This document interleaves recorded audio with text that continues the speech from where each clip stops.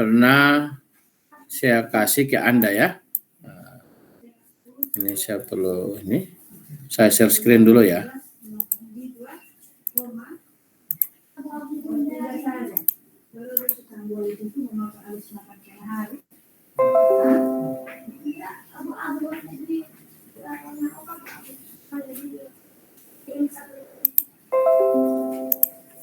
Bisa lihat? Bisa Pak. Bisa Pak.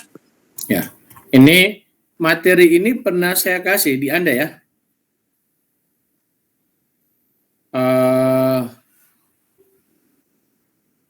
Ini pernah kasih lihat? Bisa lihat ini? Pernah Pak. Pernah ya? Pernah Pak. Pernah Pak. Oke. Jadi itu pernah saya kasih ke Anda ya. Saya buka bahan ajar dulu. Kayak Excel-nya.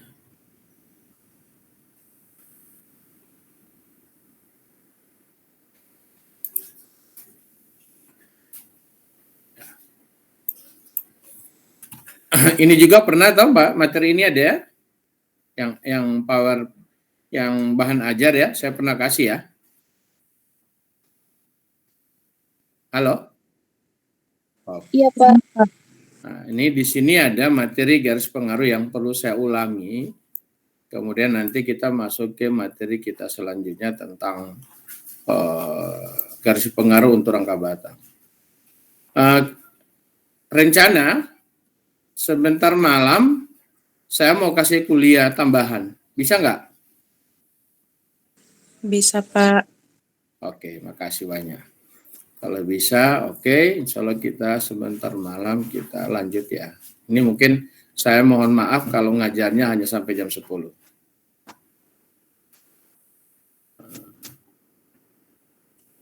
Ya, mana garis pengaruh?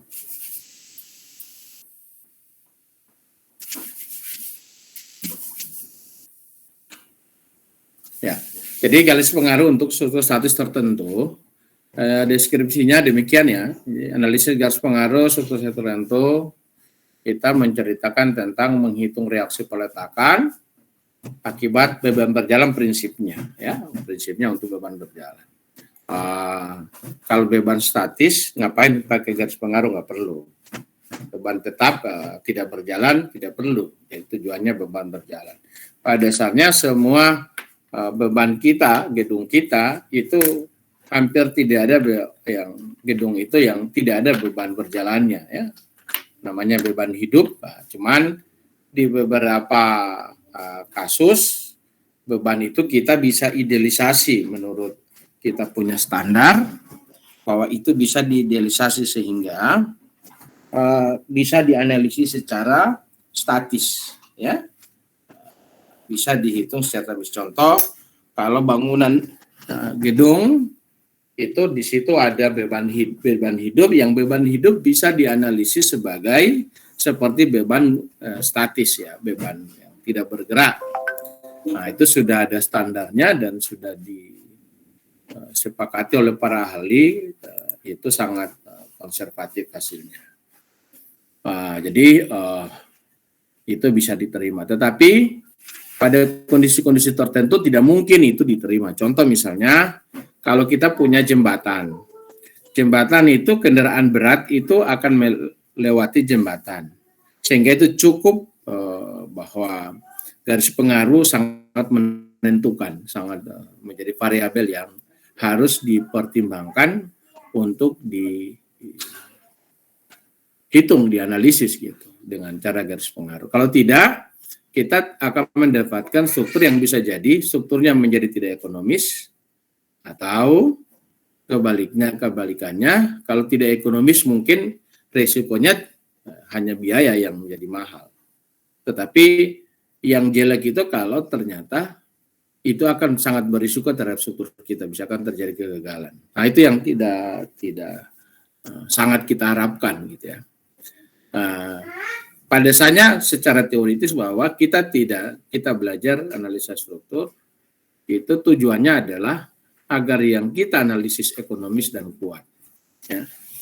Jadi itu yang kita pahami. Kemudian garis pengaruh itu punya kelebihan, dia juga bisa berdasarkan garis pengaruh dia bisa kita pakai untuk menganalisis berdasarkan kita punya garis pengaruh, kita bisa menganalisis secara statis juga, beban statis kita bisa analisis menggunakan garis pengaruh. Itu kelebihan daripada garis pengaruh, tapi beban statis tidak bisa kita pakai untuk menghitung teori statis itu, beban tetap itu tidak bisa kita pakai, beban tidak bergerak tidak bisa kita pakai untuk menghitung yang beban berjalan. Itu sangat jelas kita tidak bisa lakukan. Nah, dengan garis pengaruh juga kita punya banyak manfaat. Kita bisa melihat pengaruh beban terhadap struktur. Ya, kita bisa melihat pengaruh beban terhadap struktur. Itu yang sangat penting untuk kita pahami dengan lebih baik. Sebelum saya beranjak ke sini, sebetulnya ada satu hal yang saya lupa. Saya perlu memperlihatkan dulu file yang saya pernah kasih ke Anda. Itu juga ada garis pengaruh di sini, nanti saya lihat. Mudah-mudahan saya tidak salah. Sorry. Ini yang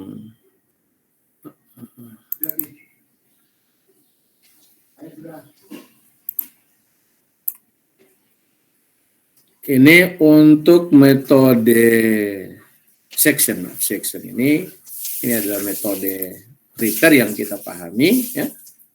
Ini salah satu contoh metode yang bisa ini. Ada yang sudah coba-coba pakai ini? Halo? Sudah, Pak. Belum pernah dicoba di rumah? Belum. Anda coba Anda buka, nanti lihat berikutnya. Ini kalau Anda mau belajar juga salah satunya, karena saya sudah ajarkan menghitungnya, Anda boleh mereview dengan ini ya, di-refresh lagi yang Anda sudah pahami dengan. Tapi saya ingin jelaskan ini jangan sampai ada kesalahan pemahaman di ini. Kalau misalnya ada perbedaan. Nah, kita mulai, jadi jelas yang pertama adalah kita harus menghitung kita punya reaksi peletakan, ini ada sendi, di sini adalah roll ya. Kemudian misalnya metode section ini atau kita sebut dengan metode Ritter ya. Di Hibbeler mengatakan itu metode section. Di kita itu mengatakan metode Ritter. Memang saya sendiri coba mencari asal mengapa di Ritter itu bahasa aslinya adalah kita cara potong ya. Sebetulnya section juga benar ya. Metode section kalau di analisa struktur yang si pengarangnya si Hibbeler. Nah, jadi kalau kita ingin cari tahu misalnya kelebihannya itu kita bisa batang mana saja kita ingin cari tahu gayanya itu kalau metode Ritter. Dan misalnya saya ingin tahu batang GF sama FG, ya maka berarti kita harus memotong di situ, harus memotong batang yang kita ingin tahu. Tapi cara memotongnya harus pintar-pintar ya. Jadi cara memotongnya, jadi kita bisa motong ya. Contoh misalnya seperti ini dipotong. Ini. Kemudian kalau kita ambil yang sebelah kiri, gayanya kita keluarkan dari simpul sini ya. Jadi ke arah keluar dari simpul. Gitu. Kalau kita ambil yang kanan, gayanya ada keluar dari titik F ke arah G. Dari D ke arah G. Diambil ini, diambil. Ya. Nah, ini diambil, ini sah-sah saja ya. Diambil yang kanan tapi arahnya begini. Kalau kita balik juga nggak masalah ya. Kita balik. Tapi asal kita konsisten pada posisi itu. Tapi nanti ini akan memberikan nilai yang ini. Kalau di saya bikin arahnya ke sana pasti ya. Keluar dari arah batangnya ya. Nanti kita lihat. Setelah kita potong begini ada gaya-gayanya, baru kita uraikan gaya-gayanya. Nah ini kalau Anda punya geometri bagus, ilmu geometri Anda bagus, kita boleh bikin untuk batang-batang yang miring seperti ini. Ini kita perpanjang garis kerja gayanya, ini diperpanjang. Kemudian gaya FG-nya di titik O ini, di titik baru yang sebelah titik O. Nah, di situ adalah gaya yang FG. Nah, nanti habis itu diproyeksi ke arah horizontal dan diproyeksi ke arah vertikal. Jadi untuk mendapatkan gaya ini, ya, dari sini ini boleh dia dengan cara ya ini ada sudut yang kita bisa hitung ya, sudutnya boleh sebetulnya. Dengan kita tarik begini, sudut ini kita bisa hitung kan sebelumnya apa yang diketahui. Kita mundur dulu. Nah, ini ada jarak yang kita tahu ya. Kita punya ini 4 meter, ini 3 meter, sampai di sini tinggi 3 meter, ini 4 meter. Ya. Kalau ini kita tarik garis lurus ke sana, ini punya panjang ini kita tahu ini, ya. Yang ini kita tidak tahu panjang seterusnya, gini ya. Ya, kita punya ini, tapi kita juga tidak dikasih informasi berapa sudutnya ya, hanya dikasih data seperti ini. Nah, tapi sudah ada jarak ini, ada tinggi, ada jarak 3, ini tinggi ya. Kita bisa dapat sudutnya yang ini. Langkahnya adalah ini kita potong, kemudian, nah ini kita perpanjang garis kerja gayanya. Sudut ini kita tidak tahu, tapi karena kita bisa tahu ini setelah ditarik garis lurus, kita dapat panjangin 3 meter. Kalau tidak tahu panjang 3 meter, gunakan itu ya. Anda gunakan kita punya segitiga sebangun, ya bisa pakai. Saya dapat 3 meter, berarti kita tahu ini 6 meter. Tinggi ini tahu 3.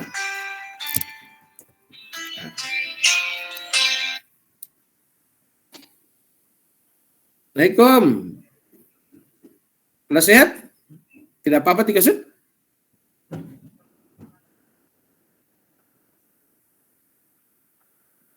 Alhamdulillah. Ya. Ya.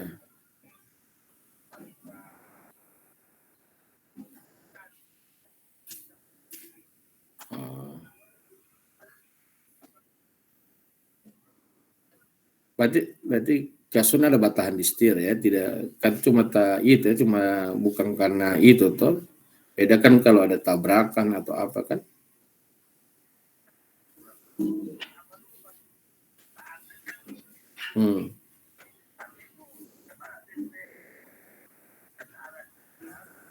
Kasun balas.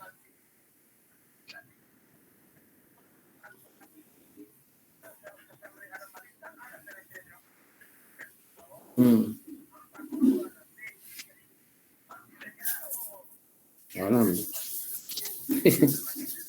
Tapi ada muatan. Wih.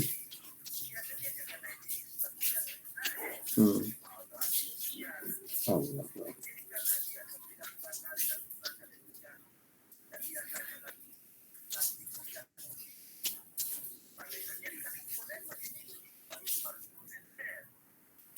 Kalau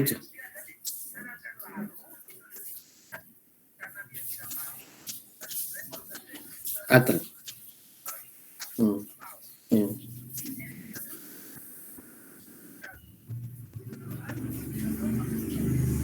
Kalau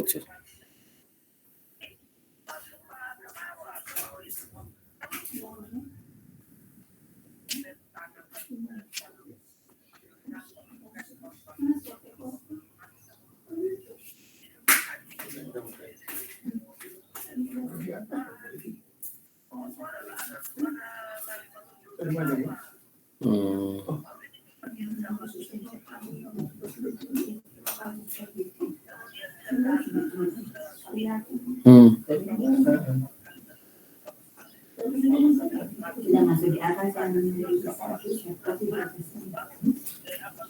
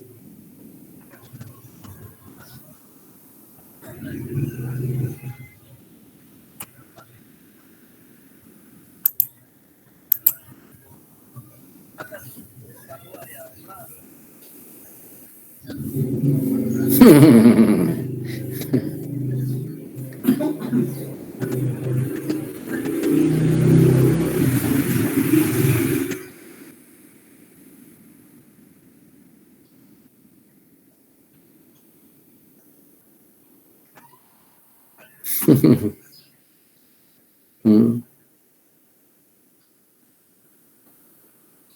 Hmm. Hmm.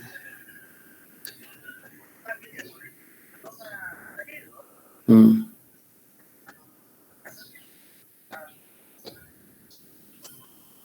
Hmm.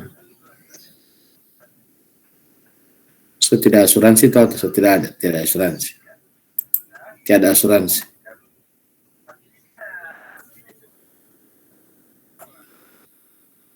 Hmm.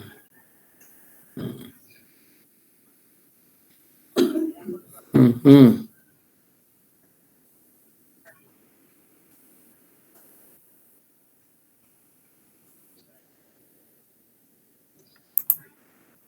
Hmm.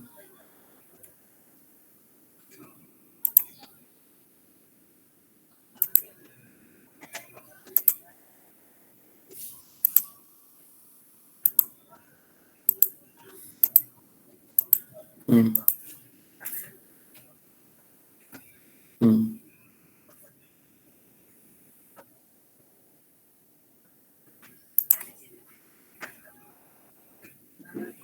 Hmm.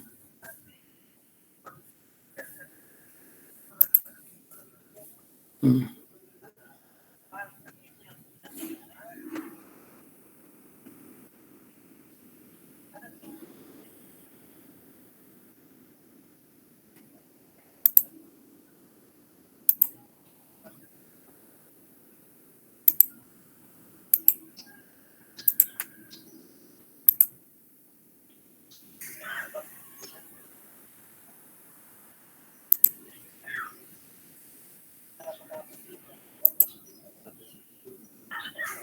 Hmm.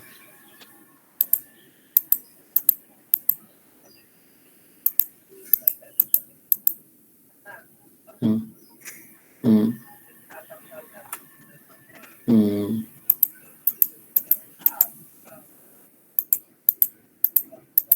Ya, ya.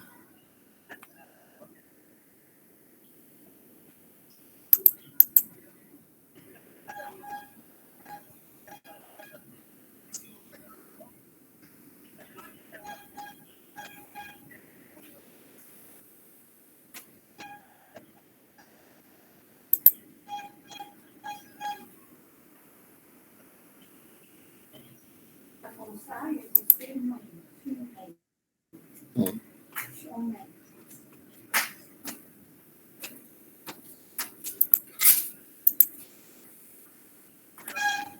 Hmm. Hmm.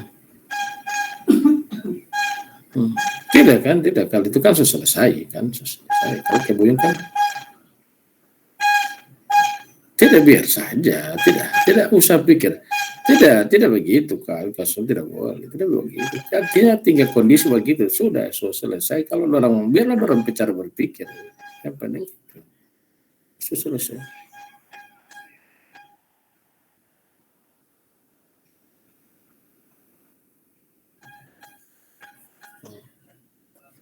Kasun, Kasun, Kasun, boleh ada mengajar saya ini lagi ada mengajar. Hmm? Hmm. Hmm. Hmm.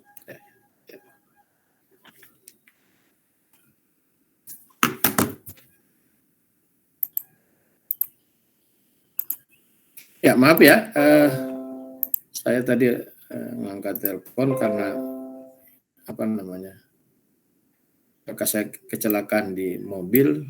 Nah ya, kendaraan mobil baru kemudian mobilnya tidak bisa naik, jadi jatuh di jurang. Alhamdulillah nggak ada, sehat ya. Nah jadi kita lanjut ya. Jadi yang saya kembali dulu ke yang tadi. Jadi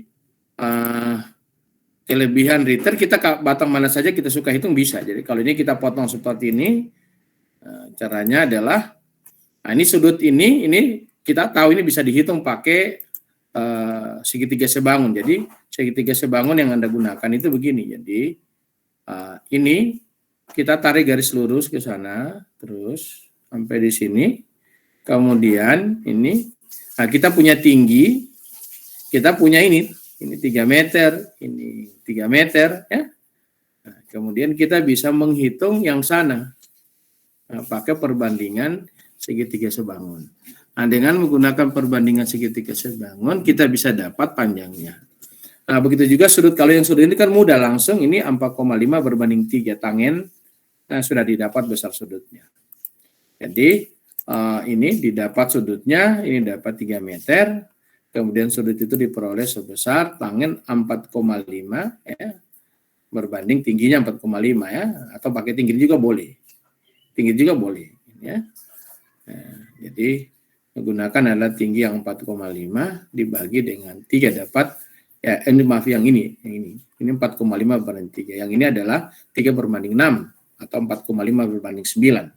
Ini boleh pakai 3 berbanding 6 atau 4,5 berbanding 9. Nah, jadi kita boleh dapat sudutnya segini 26. Dari situ baru kita hitung, ini kita bisa proyeksi. Nah, kita hitung sigma momen di mana ya, kita momen di yang memudahkan kita. Jadi momen di D. Mengapa momen di D? Agar FGD dan FCD tidak punya jarak. Sehingga cuma ini. Kalau ini kita tinggal yang horizontalnya tidak punya jarak, ya, karena berimpit dengan titik D garis kerjanya. Yang vertikal yang terpakai, jadi FGD dikali dengan besar sudut berarti sin. Jadi FGD dikali sin 26. Nah, ini posisinya adalah gayanya ini putar kanan. Ya. Nah, di sini putar kanan diasumsi sebagai negatif. Nah, sah-sah saja nggak masalah. Kemudian ada beban 7 putar kiri begini, ini dianggap sebagai tanda positif. Ya, nah masalah sekali negatif ke kiri. Nah, hanya didapat angkanya segini. Dapat FGD nilainya sebesar 7,85. Begitu juga yang kita mau cari ini supaya kita bisa hitung dengan mudah yang FGD-nya, itu kita ini dia momen, jangan momen di sini. Kalau momen di sini boleh. Tetapi kita banyak gaya, ada gaya ini, vertikalnya, horizontalnya 0, ada vertikalnya, kemudian ada ini kita proyeksi horizontal, vertikalnya tidak ada. Tetap ada gaya itu. Tapi kalau kita momen di O, tinggal satu gaya, tinggal ini saja.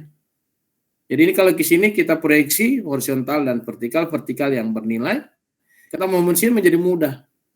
Nah, jadi ada kita punya ini 7 putar kanan kali 3, ada 2 kali 6. Kemudian FGD dikali sin 65, jadi vertikalnya dikali 6. Nah, kita dapat FGD-nya adalah 1,85 kN. Nah, itu caranya ya. Itu salah satu contoh saja diambil, tidak semuanya. Ya. Kemudian kita masuk ke yang namanya garis pengaruh. Garis pengaruh itu begini, ini diilustrasikan dengan demikian. Ada beban yang bergerak dari titik 0, bergerak ke kanan.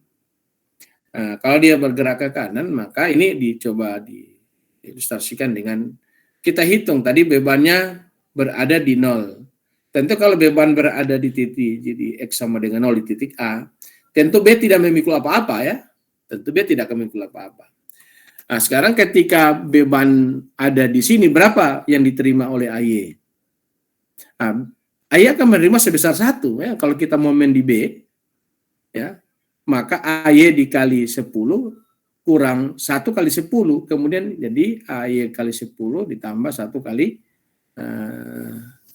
10 jadinya ya. Jadi posisinya ini Anda bisa bayangkan, dia saja bisa salah menulis ya. Yang benar ini 10 ya. Ini 10 yang benar. Nah, jadi setelah dibagi maka AY sama dengan 10 bagi 10 dapat 1. Nah, ini gayanya ini dapat positif 1. Nah, selanjutnya kalau coba dijalankan bergerak 1 meter, nah itu yang ini. Kalau dia bergerak sebesar misalnya 1 atau 2,5 meter, coba dihitung berapa secara statis, ilmunya begitu, dapat 0,75. Kalau kita gerak lagi, posisinya di tengah bentang, nah didapat 0,5.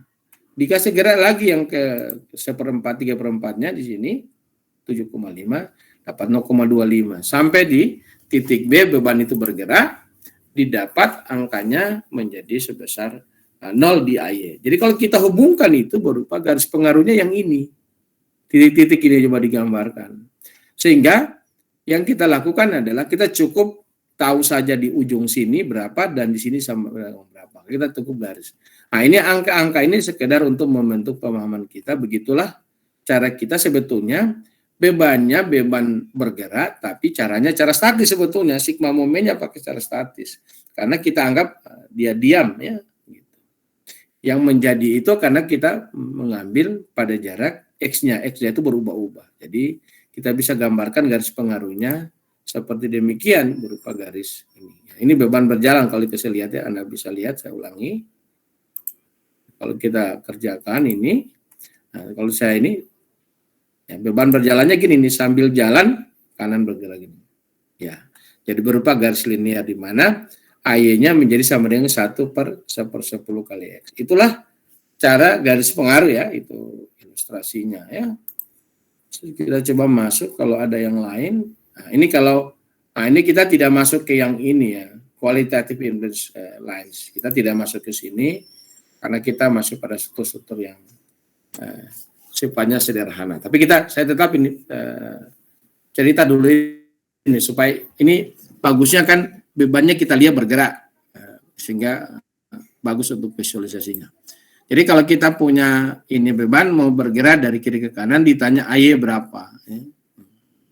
Jadi kalau dibuat itu posisinya kalau ini, kalau beban bergerak dari sini ke kanan, ketika beban berada di ujung sini, ya, tentu gaya di sini harusnya ke bawah. Ketika beban dari sini baru gaya ini ke atas. Ketika beban di sini ini makin gede. Ya, kalau coba dijalankan ini, saya ulangi. Nah, ini ada beban berjalan seperti demikian. Ya, ditanya yang di sini berapa. Ya. Jadi ketika beban seperti demikian, maka hitungnya step by step gitu ya. Nah, boleh dengan cara ini kita beri gaya di sini seakan-akan titik A-nya bergerak ke arah vertikal, tidak ditahan ke kiri ke kanan, tidak bergerak ke kiri ke kanan, sehingga bentuknya menjadi garis pengaruhnya yang diterima oleh AY seperti demikian. Pengaruhnya kalau kita coba gambarkan, nanti ini yang dipindahkan ke sini jadi gambarnya gini. Ya. Nah, jadi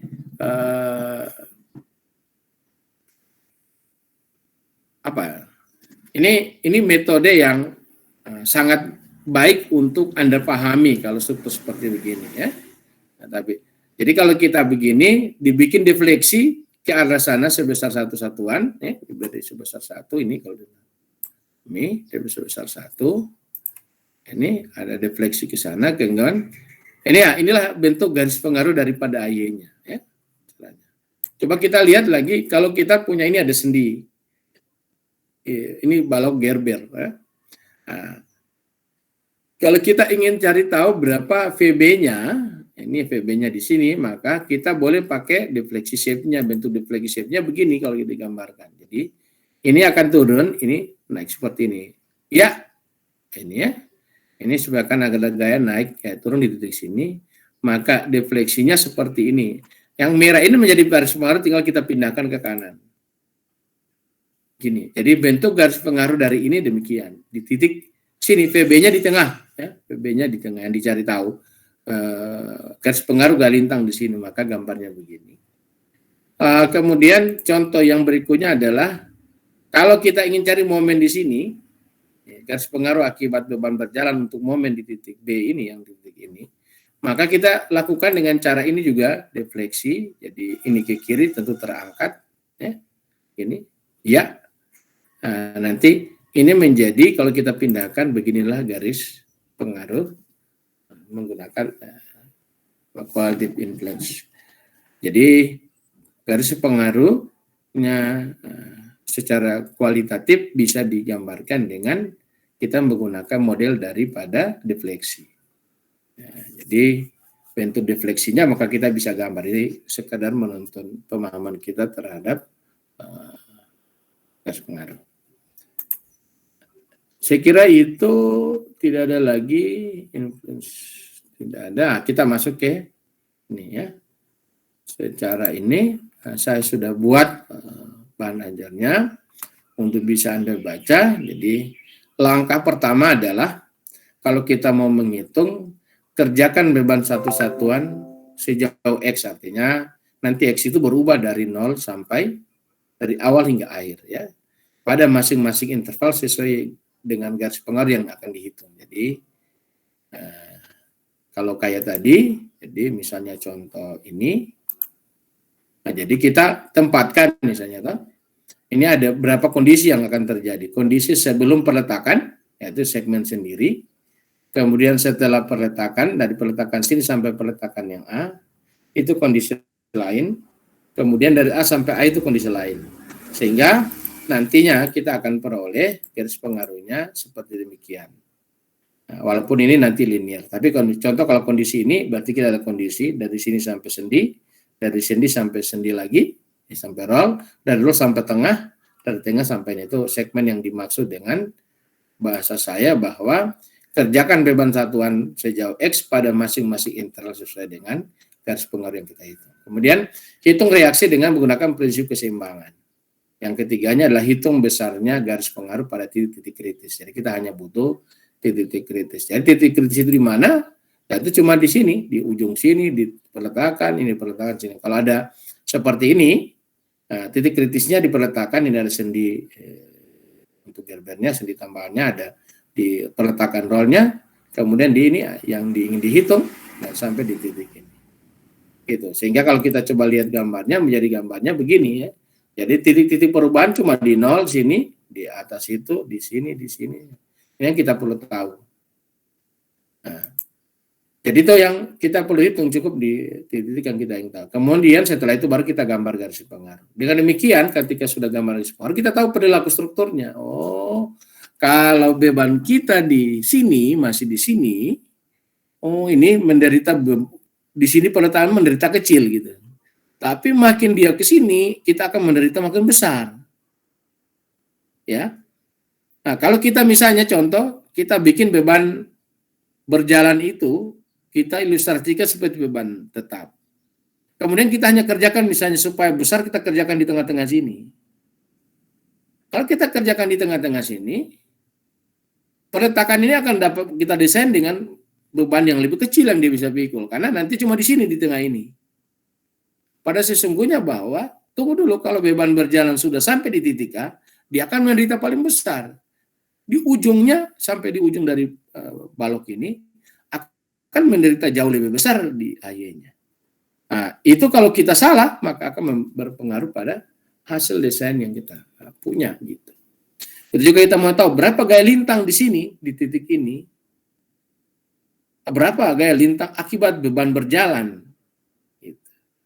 Maka kalau kita salah, itu akan menyebabkan fatal. Nah, kita peroleh ternyata di sini. Atau misalnya contoh, kita punya ingin momen di sini, berapa momen yang terjadi di sini akibat beban berjalan.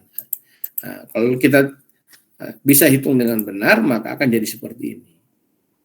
Kalau begitu pakai cara statis saja Pak, kita letakkan saja. Oh ini, maaf kita tidak tahu kapan di mana titik memberikan besarnya gaya menjadi maksimum. Nah, makanya tujuan dari garis pengaruh itu kita ingin cari tahu akibat beban berjalan di mana yang menghasilkan yang maksimum. Halo? Halo Pak? Ya. Sibuk Pak? Lagi ada mengajar saya? Tidak. Oh iya, teman-teman aja. Nah, itu kita punya garis pengaruh ya. Jadi kembali ke sini, baru kita gambar garis pengaruhnya. Garis itu yang akan mencerminkan bahwa cara melihat garis itu begini. Ini artinya bahwa ini besarnya gaya momen yang terjadi di titik B ini. Kalau ada beban berjalan, jadi kalau beban berjalan di sini masih tidak ada pengaruh, makin ke sini makin besar, makin di sini makin besar, tiba-tiba mengecil. Misalnya ini momennya posisi momennya negatif, datang ke sini terus berkurang nol, data sini berbalik. Ini gambar ini harus dipahami. Ini bukan momen di titik sini, bukan, tetapi momen di titik M, momen di titik B, momen di titik B. Momen di sini, berarti artinya kalau beban di sini, di titik sini, maka di titik B akan menerima beban sebesar ini. Momen dikali ini, besarnya gaya, B dikali tinggi ini. Itu yang diderita besar sini. Jadi sesungguhnya ini berjalan ini momen di B ini yang berubah-ubah. Nah, ini kita bisa tercermin dengan itu. Berarti kita tahu bahwa akan terjadi momen maksimum terjadi di B ketika di mana? Ketika beban berada di B dan beban pada di tengah bentang pada ini di titik sendi daripada kita punya struktur. Begitu juga yang di sini kita tahu kapan gaya reaksi peletakan di Y memikul beban paling besar. Ketika beban berada di ujung sini, bukan di A tapi ujung sini di A. Nah, karena ini kalau kita coba gambar di sini itu peletakannya di sini ya. Bisa lihat ya, maaf. Halo, bisa lihat? Nah, jadi di Pak. sini ya. Nah, jadi posisi yang besar itu peletakannya di sini. Ternyata yang menderita paling besar di AY itu bukan beban di situ, tetapi beban berada di ujung sini. Kalau beban sudah di ujung sini, maka kita punya AY akan menderita gaya paling besar. Gitu ya. Begitu juga kalau kita lihat sini, gaya lintang di titik B yang ini kapan terjadi besar? Ketika beban berada di roll sini, di sendi ya, di sendi, kemudian beban berada di titik itu sendiri yang kita hitung. Jadi itulah pengaruhnya. Jadi kita bisa begitu mudah melihat, nah, kalau Anda punya kemampuan ini yang baik, maka Anda bisa melihat resiko. Nah, kalau Anda pakai logika yang tidak punya ilmu ini, nanti Anda salah menentukannya. Ya. Ini hanya balok. Gitu. Nanti kalau kita punya ragam batang gimana? Nah, nanti kita akan lihat, kita akan belajar tentang itu, ya. Oke, kita kembali ke sini. Jadi kalau nanti ada ditanya silakan. Nah, ini garis pengaruh untuk reaksi peletakan. Ini metodenya, di langkah-langkahnya kerjakan beban terpusat satuan pada interval tertentu sejauh X, hitung reaksi peletakannya menggunakan prinsip keseimbangan, kemudian hitung reaksi peletakan pada titik kritis yang dengan cara memasukkan nilai-nilai daripada X, kemudian kita gambar. Ini seperti contoh. Hitunglah garis pengaruh RA. Jadi berapa RA? Ketika ada beban berjalan ke sana kan. Jadi kita kerjakan beban, kalau tadi dicontoh dimulai di sini hitung berapa. Nah, kita cukup melahirkan sebuah persamaan X ya. Jadi karena X ini bergerak dari titik A sampai titik B. Jadi pada titik A panah ke kanan berarti titik A0. Titik B adalah nanti sepanjang L. Jadi kalau kita taruh di sini berarti panjang ini X, yang sisanya ini adalah X kurang L atau L kurang X. Sisa dari titik P yang sekarang ke B itu adalah L kurang X. Kalau kita pakai momen di sini, karena kita mau cari tahu RA, kita momen di sini. Berarti ini ada RA dikali L. Ada P sama dengan 1 dikali L kurang X, kan panjang ini L kurang X. Maka kita dapati bahwa RA-nya adalah 1 kurang X per L. Ya. Nah, ini sama seperti yang ini. Ini ya. Sama seperti yang itu. Oh, sorry, bukan ini. Ini ya. Oh, sorry. Tadi di sini berapa besarnya AY? Atau saya sebut VA di itu. Nah, jadi gambarnya menjadi begini. Ya, jadi begini ya. Lihat persamaannya menjadi 1 kurang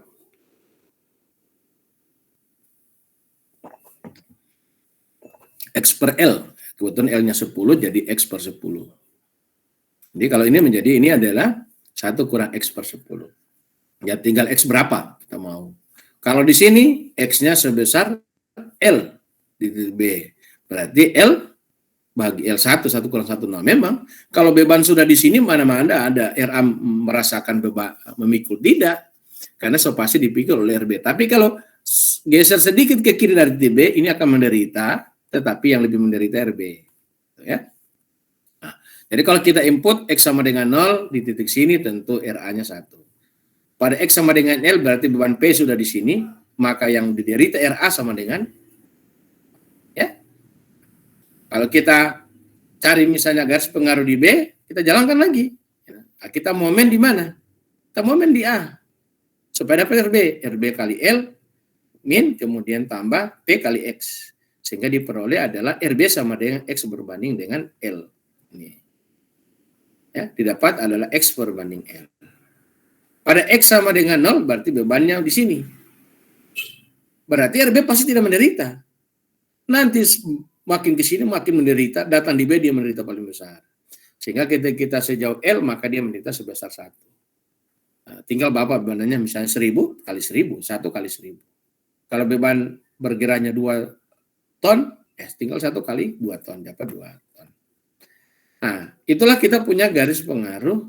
Kalau kita coba gambarkan, begini gambarnya. Mengapa diberi tanda positif? Artinya kalau positif berarti gaya RA-nya ke atas ya. Sesuai dengan arah yang ini, arahnya ke atas. Kalau negatif berarti arahnya ke bawah. Nah, ini kita punya garis pengaruh akibat reaksi peletakan. Contoh lain, kalau kita punya jepit kemudian ini. Kondisi ini memang di jembatan kita jarang kita jumpai, ada yang kondisi begini. Tapi pada kondisi tertentu ada. Pada praktek tertentu itu sangat mungkin. Mungkin yang paling kalau kita biasa ada plat-plat yang, atau mungkin Anda bisa lihat untuk loncat indah ya, loncat indah ya kan salah. Jadi kan orang berjalan gitu kan, jalan, kemudian nanti sampai di sini baru dia lompat gitu ya. Tapi papan ini bergerak, dibikin supaya ada ini elastis bisa membantu orang untuk lompat. Nah, kalau seandainya papan itu dikasih tidak bisa turun, nah itu lain lagi kan. Nah, kita bisa hitung. Jadi caranya seperti itu ini jepit. Nah, ketika dia kondisi begini, yang ditanya apa? Berapa RA, berapa MA? Ya kita kerjakan. Beban boleh kita kerjakan dari sini kan, dari B ke A atau dari A ke B. Kalau kita dari A ke B, maka kita kan banyak kesulitan karena kita perlu RA dulu per MA. Sehingga kita bikin saja dari X ke ini ya, sehingga jarak dari sini A ke titik X ini sebesar L kurang X. Itu cara saja ya. Mau bergerak dari sini ke sini atau dari sana ke sini ya terserah, nggak masalah, kan tidak bisa diatur ya. Kecuali misalnya jembatan satu arah, pasti arahnya ke satu arah gitu. Gitu. Jadi sekarang kita boleh lakukan ini dengan demikian bahwa garis pengaruh RA kita beban berada di sejauh X, maka RA sebesar ya sudah sigma aja vertikal. Jadi RA sebesar P. Nah, P berapa? 1, maka RA sebesar 1. Jadi artinya apa? Mau di titik B sampai di titik A sama besar dulu, terus yang diterita MA, RA-nya. RA akan menderita sama besar terus ya. Kalau sini 1 dia tetap 1, tidak mungkin 10. Di sini 2, di sini 1, dia tetap 1, di sini 1, tetap 1, sini 1, tetap 1. Jadi dimanapun dia bergerak dari sini ke sana, selalu merasakan ini sebesar 1. Nah, berbeda dengan momen. Kalau dia berada di sini, ya, kita cari MA, kita momen di sini. Ya, supaya RA tidak ada. Jadi yang ada adalah MA P dikali X kurang L. Jadi atau ini kita boleh posisinya ya, ini ya momen ya, di momen di A.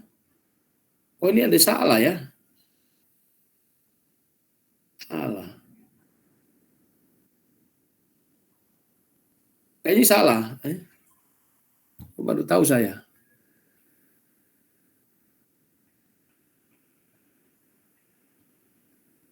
Kok bisa? Saya perbaiki langsung ya. Ini baru saya sadar ini. Salah taruh simbolnya. Kita rubah.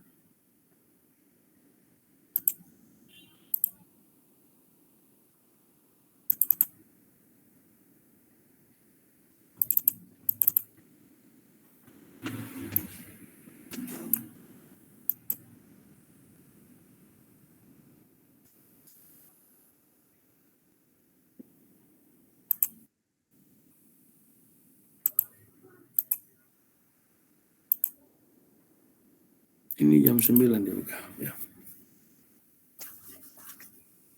Mungkin ini yang superbaik ya. Kita lihat dulu.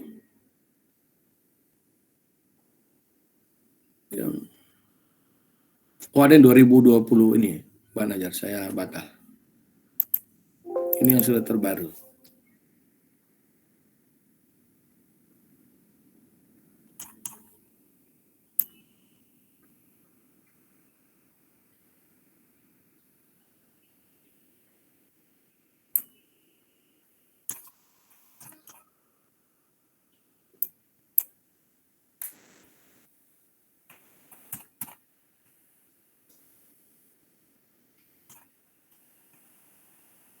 Kok bisa X-nya yang itu?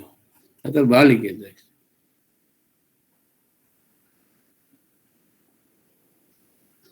Oh iya, ini salah. Oh ini baru benar ya. Ini sudah perbaiki. Oh iya. Kita buka file yang belum diperbaiki. Nah jadi ini nanti dilihat catatan Anda. Jadi posisi ketika kita momen di A berarti adalah sebesar MA kemudian P dikali L kurang X. P kali L kurang X. Ya, sama dengan 0 sehingga MA sebesar L kurang X. Jadi pada X sama dengan 0 di sini berarti maka momen di sini akan menderita sebesar L kali besarnya beban ya nantinya ya. Kemudian kalau bebannya berada di sini tentu 0 MA sama dengan 0. Nah, ini kalau kita gambarkan kalau garis pengaruh untuk reaksi R di RA dari sini ke sini akan konstan, tetapi kalau reaksinya momen di A akibat beban satuan yang bergerak maka makin jauh dari perletakan makin besar. Makin mendekati perletakan tentu makin kecil karena itu namanya momen. Ya. Contoh yang ketiga, kalau kita punya cantilever demikian, ditanya apa? Hitung reaksi peletakan di titik A, RA dan RB, di titik A dan di titik B. Nah, karena ada dua kondisi ini, saya sengaja bikin ada X1, X2. Kita boleh saja Anda gunakan X1 saja, X1 bergerak terus sampai C. Tetapi ini saya ingin memudahkan, saya bikin bahwa kalau X1 bergerak hanya dari A sampai B, dan X2 itu bergerak dari B sampai C. Kita butuh interval itu, sehingga kita tahu bahwa X1 itu kewenangannya cuma dari 0 sampai B. Berarti dari 0 sampai L. Sehingga ini kita lihat. Garis pengaruh untuk RA, kita lihat bahwa dia X1 bergerak dari 0 sampai L. Maka, agar tidak salah ini harus saya hapus file ini.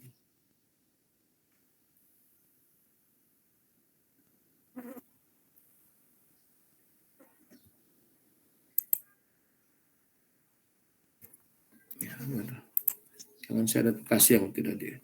Nah, oke. Jadi kita lihat bahwa ini sebesar RA kali L kurang ini. Nah, kita sekarang pada posisi mencari RA, berarti kita momen di B. Nah, pertama adalah beban, ini sengaja saya tulis, beban satu satuan bekerja di antara dari A ke B. Dari sini sampai sini. Nah, ketika dia berada di sini, maka berarti kita momen di B, berarti ada RA dikali jarak ke sini. Yang kanan tidak dilihat, yang ini tidak dilihat ya. Ini sudah ada PDF-nya ya.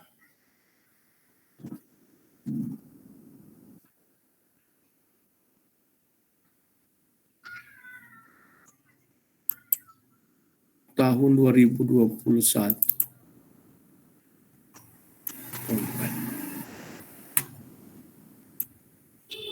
Berarti ini saya PDF dulu.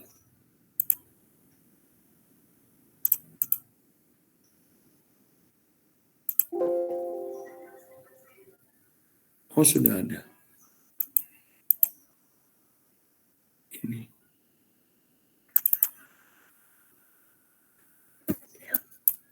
Saya bisa coret-coret.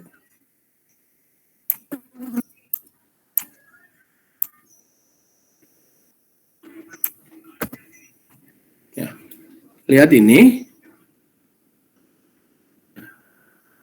Jadi kita pada posisi ini, sorry.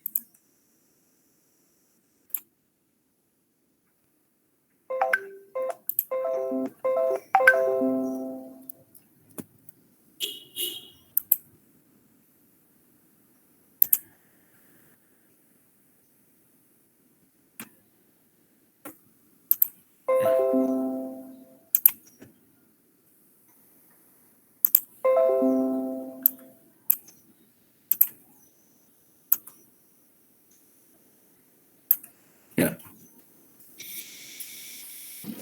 Nah, kita lihat bahwa pada saat beban ini bukan ini.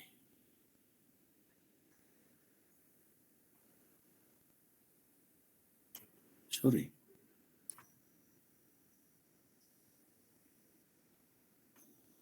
Nah, ini. Ya. Nah, kita pada saat beban satu satuan berada di AB, kita jangan lihat ini tidak ada. Kita anggap ini tidak ada. Ya. Kemudian dia bergerak dari A ke B, jadi dari sini dia bergerak ke sini, terus ya kita lihat. Ketika dia berada di sini berarti kita mau cari RA momen di sini ya. Ada RA dikali L dikurangi dengan P kali L kurang X ya. Jadi RA kali L kurang P kali L kurang X. Maka diperoleh RA sama dengan 1 min X per L, X1 per L. Jadi karena kita bergerak dari A ke B, titik kritisnya adalah hanya di A dan di titik B. Jadi kalau di A, X sama dengan 0. Kalau di B, X sama dengan L. Ya. Nah, jadi kita input menjadi kalau X sama dengan 0. Kemudian itu sudah selesai, kita punya garis pengaruh itu. Tapi selanjutnya dia bergerak lagi, kan setelah itu dari B ke C. Tidak boleh dari C ke B. Tidak mungkin ada tiba-tiba dia di sini hilang, mau datang lagi dari C ke D, itu jadi lain, nggak ada gitu. Jadi sekarang dia bergerak dari B ke C. Nah, kalau dia bergerak dari B ke C, berarti kita momen sudah di sini. Ini kita tidak usah lihat yang ini lagi. Saya pakai yang X2. Mengapa saya pakai ini? Supaya memudahkan saja. Kalau Anda pakai X1 boleh.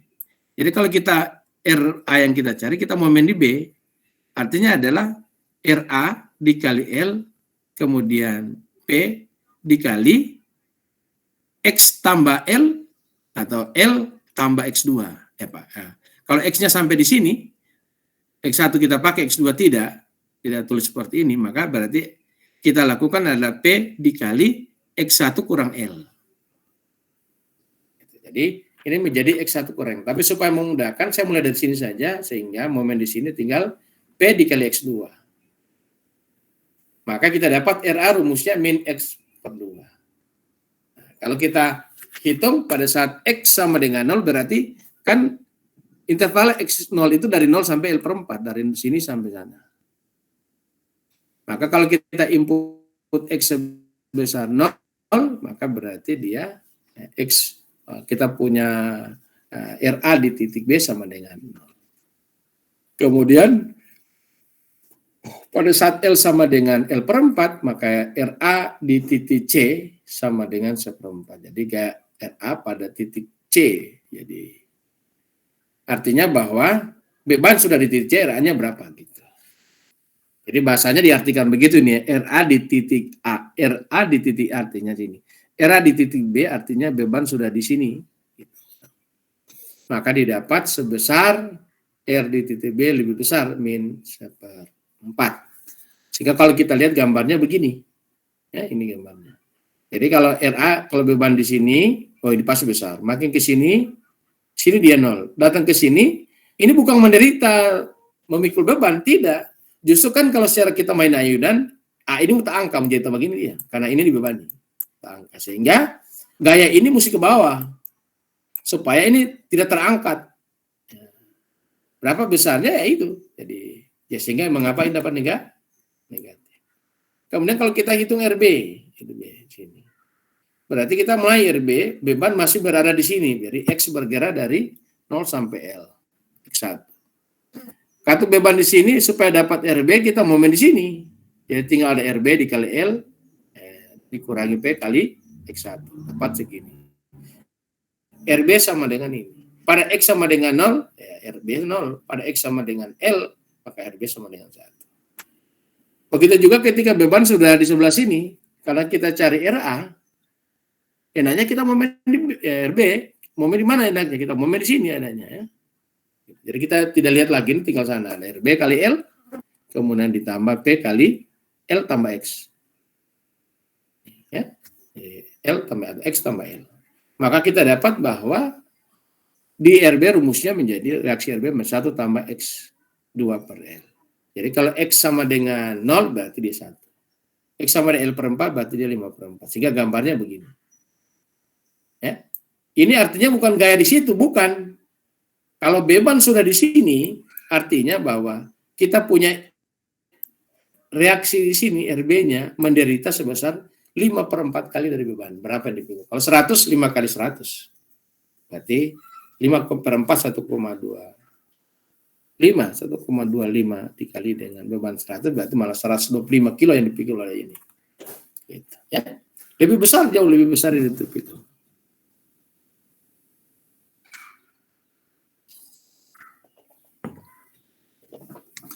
Itu garis pengaruh reaksi perletakan. Nah, sekarang garis pengaruh untuk gaya lintang. Cara mengerjakannya sama. Cara kerjanya sama.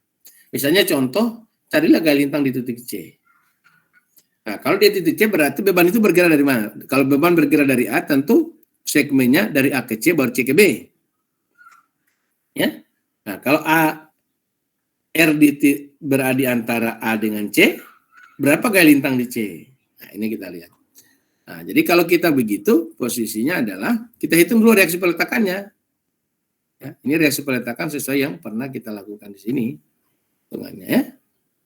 Jadi ini akan kalau kita hitung reaksi pengaruh A sebesar 1 kurang X per L, ini sebesar X per L.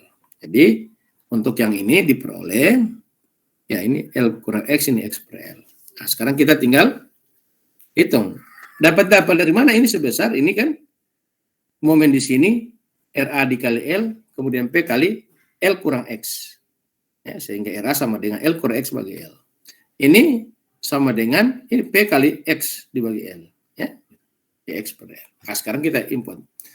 Pada saat untuk menghitung gaya lintang di C, beban di sini, ya, berarti dari 0 sampai L per 3. Anda momen ini langsung boleh RA sama dengan, boleh saja kita pakai ini, pakai gini, pakai di sini berarti ada ini kurang itu. Ya. Jadi ada ini dikurangi itu kalau kita ini. Nah, tetapi ini kurang itu kan sebetulnya hasilnya akan sama. Hasilnya akan sama dengan kita tidak usah pusingkan yang ini. Kita pusingkan saja yang kanan. Jadi C sama dengan X per L. Jadi kalau kita ini ada yang salah tulis. Ini. Oh tidak, ini sudah benar ya. Ini untuk boleh yang sebelah kiri adalah RA kurangi dengan P1. Atau boleh kita ambil yang kanan sebesar beban di sini pakai ini. Boleh kita pakai itu. Ya. Jadi gaya lintang di sini akibat beban berada di sini boleh kita pakai ini.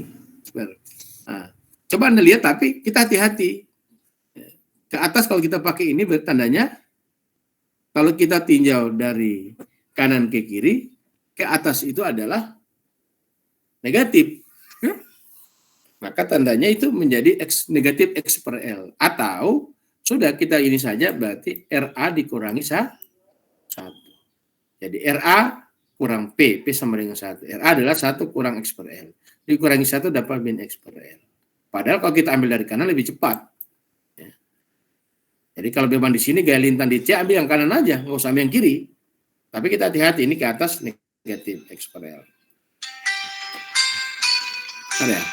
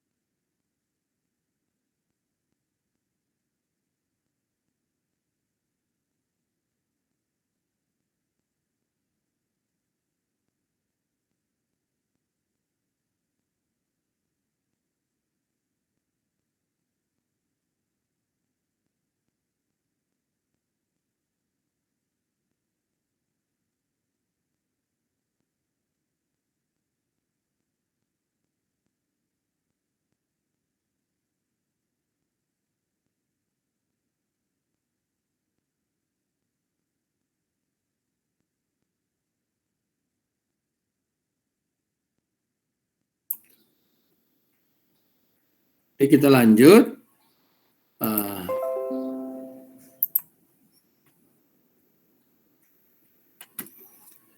Jadi kalau kita mencari gaya lintang di sini, gaya lintang di ini, di titik C, jadi kita boleh pakai yang kanan aja, tapi kita ikut perjanjian kita. Ini ke atas, tinjau dari kanan ke kiri, berarti hasilnya negatif. Sehingga posisinya negatif min X per L. Ini langsung min X per L. Jadi kalau X sama dengan 0, berarti 0. Gaya di sini, gaya lintang sini 0. Pada X sama dengan L per 3, maka besarnya gaya lintang di C sebesar min sepertiga. Mengapa saya tulis QCA? Ya.